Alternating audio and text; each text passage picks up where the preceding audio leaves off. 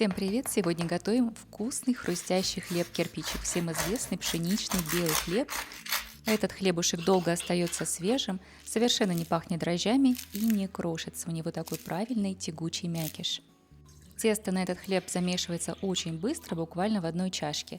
Нам понадобится 400 мл теплой воды, 2 чайные ложки без горки соли, а также 4 чайные ложки без горки сахара. Все хорошенечко перемешиваем вилкой. Этот хлебушек готовится на дрожжах. Если у вас есть прессованные дрожжи живые, то вам понадобится 25 грамм, а я же использую сухие винные дрожжи, у меня пакетик 5 грамм.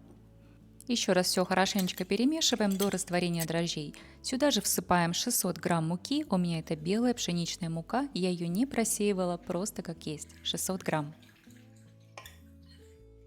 Муку я всыпаю порционно, сначала одну половинку, потом быстренько замешиваю тесто и добавляем вторую половину. Снова все перемешиваем вилкой. Вымешиваем вилкой до тех пор, пока тесто не начнет собираться в комочек. Вот такое оно должно получиться. На этом этапе нужно будет влить еще растительное масло. Я буду вливать его двумя частями. Сначала 20 мл и потом еще 20 мл. Хочу напомнить, что все ингредиенты для этого рецепта вы, как всегда, сможете найти в описании. В какой-то момент тесто становится тяжело перемешивать вилкой, поэтому я это начинаю делать руками. Вымешиваем на этом этапе минуты 3. Тесто очень мягкое, податливое и хорошо вымешивается. Несмотря на то, что тесто уже кажется довольно гладким, оно еще не готово. У нас еще осталось 20 мл растительного масла, сейчас самое время его добавить. Вливаем оставшиеся 20 мл. Объединяем тесто с растительным маслом до тех пор, пока масло полностью не соединится с тестом. Тесто после соединения с маслом становится очень мягким, податливым и не прилипает сильно к рукам. Вымешиваем тесто еще минуты 2-3 до тех пор, пока оно не станет вот таким гладким и однородным. Формируем шар, укладываем его в тарелочку, накрываем чашку пищевой пленкой или полотенцем и оставляем тесто отдыхать примерно на час или до тех пор, пока оно не увеличится вдвое. Пару слов про формы. У меня есть вот такая стеклянная форма, в ней хлеб не очень хорошо выпекается, корочка получается слабенькая и слишком мягкая. Вот такая форма подходит намного лучше. Металлическая, размер ее общий сейчас скажу, 14 на 24 сантиметра и глубина 7 сантиметров. Металлическая форма считается большой формой и подходит для большого хлеба. Получится большая буханка, примерно килограмм веса. Смазываем форму растительным маслом. Тесто у меня уже постояло час, оно поднялось почти в 2 раза. Сверху я его присыпаю мукой, потому что оно липкое, и выпускаем весь воздух. Образовавшийся воздух обязательно нужно выпускать, это улучшит повторное брожение теста. Как я уже сказала, тесто достаточно липкое, поэтому стол я присыпаю мукой достаточно обильно. Выкладываем тесто на стол.